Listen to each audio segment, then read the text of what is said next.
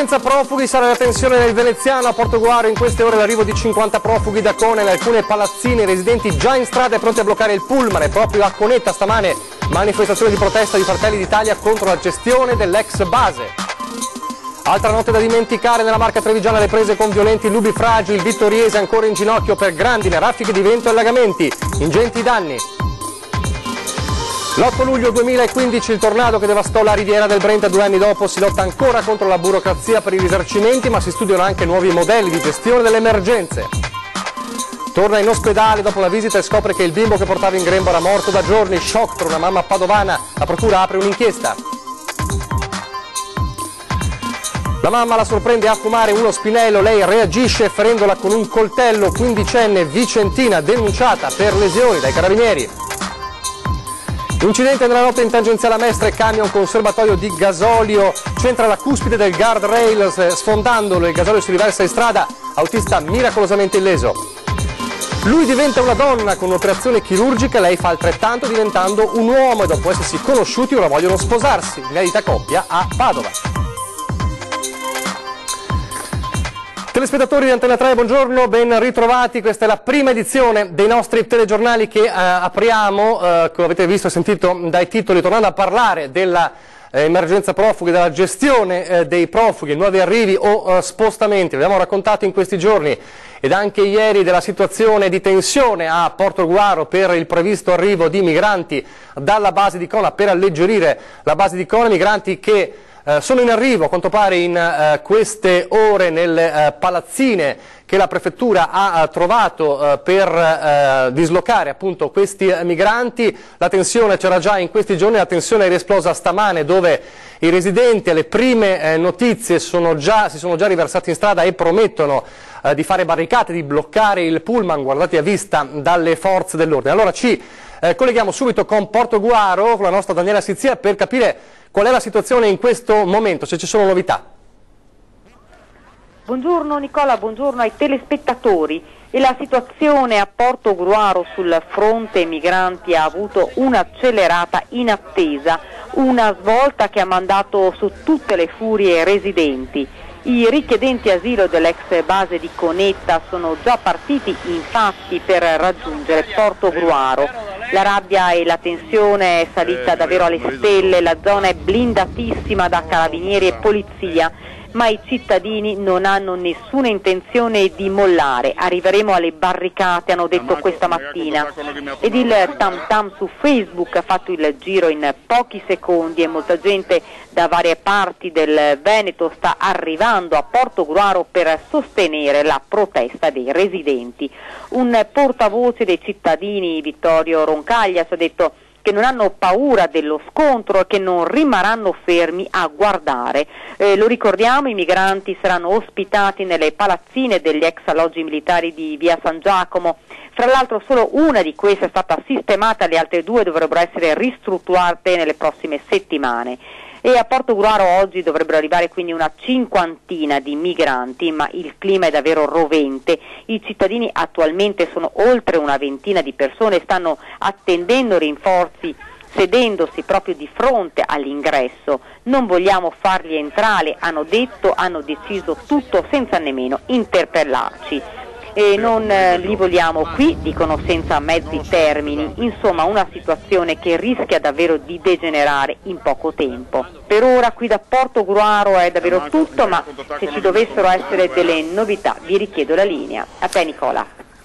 Grazie a Daniela Sizia e buon lavoro. Restiamo nel veneziano, altro fronte, quello di Conetta, dell'ex base missilistica, da dove stanno partendo, sono partiti o partiranno i profughi destinati a Portoguaro. Resta comunque una situazione emergenziale a Cona con oltre 1200 migranti e proprio questa mattina a Cona è andata in scena una manifestazione, un presidio di protesta di Fratelli d'Italia con un gruppo di residenti. Allora siamo a Cona anche con il nostro Tommaso Stoppa. Tommaso, com'è la situazione? Sì, buongiorno. Si è conclusa da pochi istanti la manifestazione di Fratelli d'Italia nella piazza centrale di Conetta. Circa un centinaio di militanti del partito di Giorgia Meloni, guidati dall'onorevole Walter Rizzetto e dal consigliere regionale Sergio Berlato, sono venuti qui a Conetta, dicono loro, a sostegno della popolazione della frazione, popolazione che si è radunata intorno alla piazza anche per assistere a cosa stava succedendo e contro naturalmente alla concentrazione di profughi in questa base. Dicono i militanti di Fratelli d'Italia che la situazione è ormai fuori controllo e che bisogna porre un freno agli sbarchi, perché questo è l'unico modo per evitare che ci siano situazioni di questo tipo, che l'accoglienza diffusa è chiaramente un sistema che non funziona, che non ha mai funzionato e che non è mai esistito, e che l'unico modo appunto è quello di fermare i barconi. Naturalmente ha tenuto banco anche la dichiarazione del Premier Matteo Renzi, che ieri appunto diceva aiutiamoli a casa loro. Grande soddisfazione di tutta la destra comprensibilmente per queste parole del Premier. Per il momento da Conetta è tutto, a voi la linea e ulteriori aggiornamenti nelle prossime edizioni dei nostri telegiornali. Grazie a Tommaso Stopa. Ne facevi riferimento tu delle parole dell'ex Premier Matteo Renzi, che in qualche modo fanno discutere, fanno dibattere da ieri, e quelle parole del Post: noi non abbiamo il dovere morale di accoglierli, ripetiamocelo, ma abbiamo il dovere morale di aiutarli ed aiutarli davvero a casa loro. E il Post poi ritirato dalla pagina Facebook, che insomma ha diviso il PD e continua a dividere il Partito Democratico su questa posizione molto vicina, quantomeno nella sua sintesi, ai messaggi del centrodestra. Allora, questa mattina, ospite della Voce del Mattino, c'era l'onorevole Simonetta Rubinato, parlamentare veneta del Partito Democratico. Allora, sentite come ha commentato queste parole di Renzi, queste frasi di Renzi. Sentiamola. Che una delle strategie del PD fondamentali da sempre, ma anche con Letta, con Renzi e oggi ancora di più col ministro Minniti, è quella degli aiuti e della cooperazione ai paesi dell'Africa. Quello è un tema cruciale. I governi di centrosinistra li hanno aumentati questi aiuti alla cooperazione. Diciamo il contrario, il PD dovrebbe dire che bisogna accogliere tutti? C'è un limite all'accoglienza, nella possibilità di integrare. Lo stesso concetto secondo me si poteva esprimere forse un po' meglio dicendo che una delle strategie, ma non è la sola, è quella di esigere la sostenibilità anche rispetto ai paesi europei, e che l'aiuto alla cooperazione nei paesi africani, anche da parte diretta di altri paesi europei, è fondamentale per cominciare a fermare la rotta. La rotta balcanica si è fermata. Gli europei hanno messo 3 miliardi perché la Turchia, come dire, controllasse in qualche modo i flussi. C'è un'operazione invece che non si sta facendo in Nord Africa. Queste le parole dell'onorevole Simonetta Rubinato, parlamentare veneta. Dunque in qualche modo si trova d'accordo con una linea strategica, anche se ovviamente critica poi il messaggio che a tutti è arrivato veramente come una svolta, comunque come un cambio di rotta. Staremo a vedere. Adesso passiamo invece a parlare di un altro fronte che è quello del maltempo, perché ormai il Vittoriese sembra nel mirino dei nubifragi. Ancora una volta la zona del Vittoriese sotto una tempesta nelle ultime ore, dalla tardo pomeriggio di ieri, dalla serata di ieri fino a notte fonda, con grandine e forti raffiche di vento.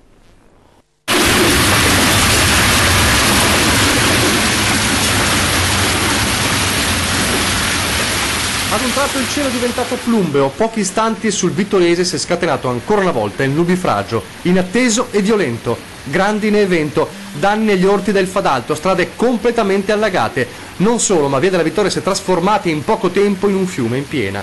Sott'acqua sono finiti alcuni locali come un ristorante in centro e un panificio.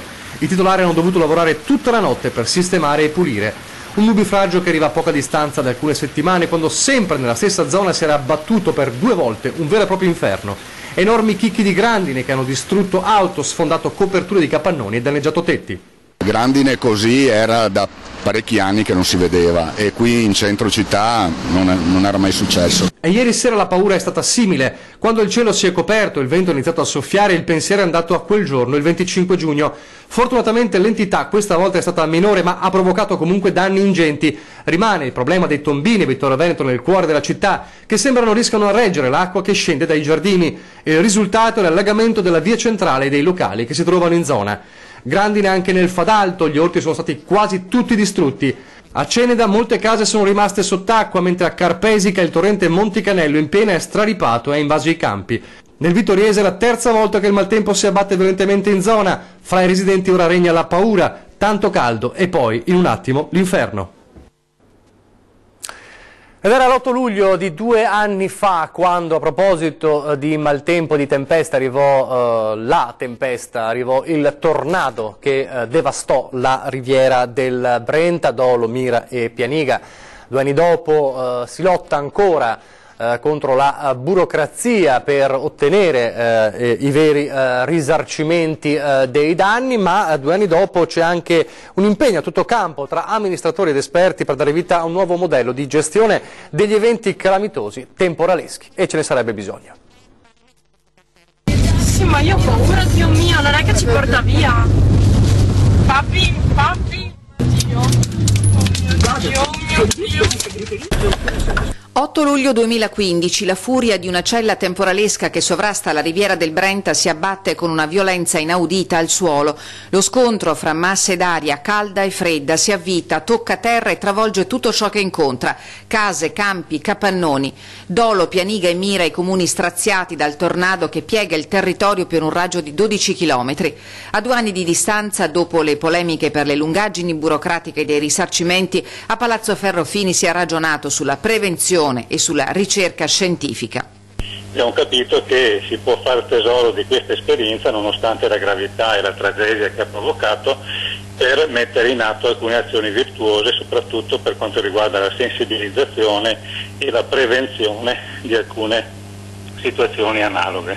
Durante l'audizione, cui hanno preso parte i rappresentanti dei comuni colpiti, oltre a esperti di meteorologia, sono stati analizzati in particolare i dati del fenomeno dell'8 luglio di 2 anni fa.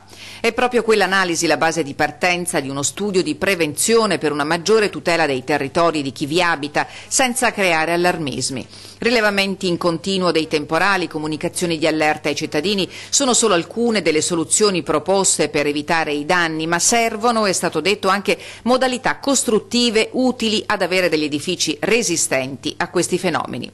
Documentazione e verbali dell'audizione saranno trasmessi all'assessore competente. I sindaci hanno fatto presente le problematiche inerenti alla gestione della post-emergenza. Tutta la raccolta dei dati per la quantificazione dei danni, le certificazioni, tutto quello che è necessario per gestire al meglio le risorse, che sono sempre poche, ma comunque sono disponibili per il recupero, insomma, dei danni subiti.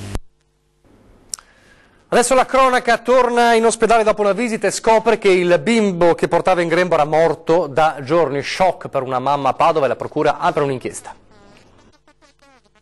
Il 28 giugno era andato in ospedale per un controllo di routine. 5 giorni dopo però una donna incinta al 7° mese non sentiva più il battito del bambino che aveva in grembo, e così era tornata in ospedale sempre a Padova. I medici della clinica ostetrica hanno deciso di far nascere il feto con un cesareo, ma al momento dell'intervento si sono resi conto che la creatura non viveva più già da qualche giorno. Per la famiglia uno shock. Il marito della 35enne si è recato alla stazione dei carabinieri di Prato della Valle per raccontare i fatti. Il pubblico ministero del Tribunale di Padova, Francesco Tonon, ha chiesto di acquisire le cartelle cliniche e ha aperto un'indagine. Ora c'è da capire per quanto tempo la donna si sia portata in grembo il bimbo morto e quali possano essere le responsabilità dei medici. Chi l'ha visitata pare abbia rilevato che il battito cardiaco del feto aveva dei rallentamenti, ma probabilmente non era emerso nulla di grave. La signora infatti era stata rimandata a casa con l'impegno di ritornare in clinica tra qualche settimana. Poi la tragica scoperta. Un'altra mamma protagonista della cronaca, questa volta come vittima della figlia, una figlia che reagisce con estrema violenza quando la mamma scopre che sta fumando. Allora ci colleghiamo nel Vicentino da Vicenza con la nostra Vanessa Banzato. Vanessa, raccontaci. Sì, scoperta dalla mamma fumare uno spinello, reagisce ferendola con un coltello. Nei guai una quindicenne vicentina denunciata per lesioni aggravate ai danni della madre, una donna di 47 anni. La giovane infatti qualche giorno fa si era ritirata in un poggiolo ai piani alti dell'abitazione dove vive con i genitori, proprio per consumare la droga ben nascosta da tutti. Non aveva però fatto i conti con la mamma che l'ha scoperta, è andata su tutte le furie, le ha strappato di mano lo spinello e l'ha gettato via. La donna ha preteso quindi che la figlia le consegnasse eventuale altro stupefacente. Forse proprio sotto l'effetto della droga la quindicenne è letteralmente esplosa. Aveva sotto mano un coltellino, si è avventata sulla donna ferendola a un braccio. La 47enne infatti è stata accompagnata al pronto soccorso del San Bortolo di Vicenza. I medici l'hanno giudicata guaribile in una decina di giorni. La giovane sarà indagata dalla Procura dei minori. Per il momento è tutto. Grazie a Vanessa Banzato. Parliamo adesso del traffico molto intenso in queste ore lungo tutta la rete di autovie venete. I caselli di Latisana e Sandona di Piave in particolare registrano flussi molto elevati sia in entrata che in uscita. 2 incidenti nella notte, per fortuna con lievi conseguenze per le persone, e 2 nella tarda mattinata di oggi hanno provocato code e rallentamenti sulla 4 Venezia-Trieste, dove il traffico è molto intenso. Verso le 4 il primo incidente, poi alle 5:20 il secondo. Code e rallentamenti hanno caratterizzato la mattinata sulla A57 in direzione Trieste, in uscita anche al casello di Sandona di Piave e San Stino di Livenza. Sempre in direzione Trieste, fra San Stino e Porto Guaro, 2 microtamponamenti accaduti poco prima delle 11 hanno congestionato nuovamente la circolazione. La notte scorsa invece si è sfiorata una tragedia perché intorno a mezzanotte i vigili del fuoco che sono intervenuti lungo la tangenziale A57 hanno trovato l'incidente appena successo, cioè un autoarticolato che aveva colpito la cuspide del guardrail dello svincolo Carbonifera in direzione Padova, e a causa di questo violento urto il camion ha divelto il serbatoio di gasolio squarciandolo insieme al motore e parte del carico alimentare di olio, trasportando nel cassone insieme alla merce. Il gasolio è colato insieme al carburante nella strada sottostante dai giunti del ponte. L'autista miracolosamente illeso, fortunatamente non c'erano altri mezzi che passavano in quel momento, e i vigili del fuoco hanno lavorato per oltre 4 ore per ripristinare le condizioni di sicurezza insieme con il personale di CAV e la polizia stradale. Ancora la cronaca, ancora dal veneziano. A Meolo invece paura per 2 anziani per un incendio che si è sviluppato nella loro abitazione, sono stati salvati dai vigili del fuoco. Vediamo.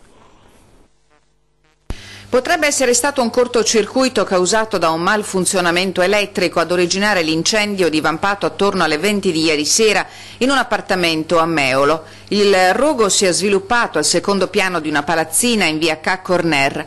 La richiesta di soccorso è stata lanciata dai proprietari dell'abitazione, una coppia di anziani che è stata tratta in salvo fortunatamente incolume.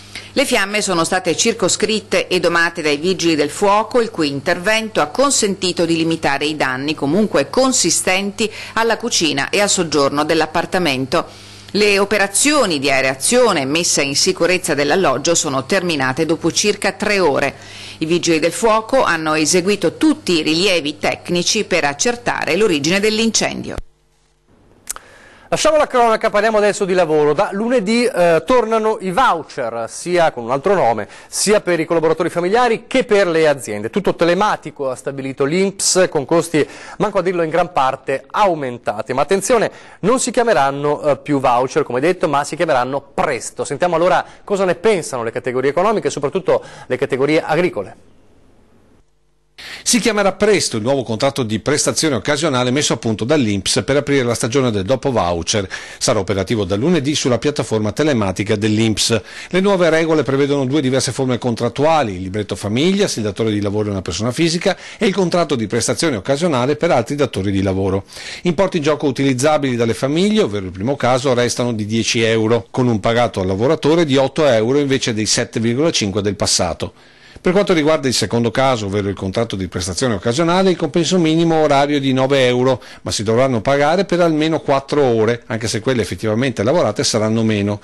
Il costo totale minimo orario per il datore di lavoro è però di 12,41 euro, ovvero per 4 ore 49,64 euro in totale. Ogni lavoratore può incassare non più di 5.000 euro all'anno, con un limite di 2.500 euro per ogni singolo utilizzatore. Quest'ultimo a sua volta non può erogare più di 5.000 euro di compensi all'anno, sommando tutto il personale coinvolto, anche se c'è qualche parziale deroga per pensionati, studenti, under 25, disoccupati, beneficiari di reddito di inclusione. Il voucher è da considerare come uno strumento molto agile, molto preferito dai pensionati e dai studenti, perché chiaramente gli adempimenti burocratici sono molto inferiori. È questa il grande vantaggio del voucher, la riduzione della burocrazia e il fatto che comunque gli utilizzatori, quindi i vendemmiatori o i potatori, è una cosa semplificata e quindi utilizzata molto meglio dalla gente, insomma, ecco. Anche perché l'idea del voucher parte dalle colline trevigiane per le vendemmie e poi il suo utilizzo talvolta distorto e dilagato in altri settori. A livello provinciale l'utilizzo dei voucher è circa il 7% dei voucher utilizzati sono per l'agricoltura, 2% a livello nazionale. Adesso la politica, con la presentazione di ieri della giunta più attesa delle ultime amministrative, ovvero quella di Padova. Basta lì, basta prese di posizione, questa è una città che deve lavorare tutta assieme. Sergio Giordani lancia un messaggio di unità presentando la nuova squadra. Il sindaco tiene per sé sicurezza, immigrazione, politiche abitative e sanità. Poche sorprese, i nomi della giunta hanno confermato le aspettative. Tutti volti nuovi, solo 2 ex assessori dell'ex giunta Zanonato, ovvero Andrea Michalizzi, che torna alle cariche della manutenzione, lavori pubblici, mura storiche e protezione civile, e Andrea Colasio a capo della cultura. Un approccio che tenga conto che Padova è una grande città medievale, ma anche una grande città luogo dell'innovazione. Dovremmo lavorare non solo sulle grandi politiche strategiche, le grandi mostre, il turismo internazionale, ma soprattutto anche sulle periferie culturali. Lorenzoni vice sindaco, per lui urbanistica e mobilità. Le priorità sono rigenerazione del patrimonio edilizio e investimenti sul trasporto pubblico. Massimo impegno per l'ospedale, assicura il professore. Il nuovo su vecchio si può fare e risponde al rettore dell'università che chiede tempi celeri. Il rettore ha manifestato una serie di requisiti sul tema dell'ospedale che sono condivisibili e che sono giustissimi. Abbiamo l'intenzione di fare l'inviluppo dei massimi dal punto di vista di ogni qualità richiesta alla struttura ospedaliera, quindi nessuna riduzione dell'ambizione del progetto, anzi vogliamo migliorare il progetto. Per il PD, oltre a Michalizzi, entrano in giunta Antonio Bresta al commercio e tributi, Cristina Piva scuola e volontariato. Confermato l'ex calciatore Diego Bonavina della lista Giordani sindaco allo sport e avvocatura. Per l'area di coalizione civica e Lorenzoni sindaco entrano nella squadra di governo Francesca Benciolini ai servizi demografici, risorse umane, Chiara Gallani al verde e Marta Nalina al sociale. L'obiettivo principale sarà riportare l'amministrazione vicina ai cittadini e alle cittadine e quindi lavorare insieme per individuare quali sono i problemi della città e insieme costruire le risposte credibili e concrete. Questi 8 punti in più per chi risiede da più tempo a Padova verranno eliminati? Questa è una valutazione che faremo e che faremo sulla base proprio di questa modalità di lavoro. Adesso una breve pausa pubblicitaria, poi parleremo di una coppia davvero particolare a Padova, ma anche di un importante premio culturale.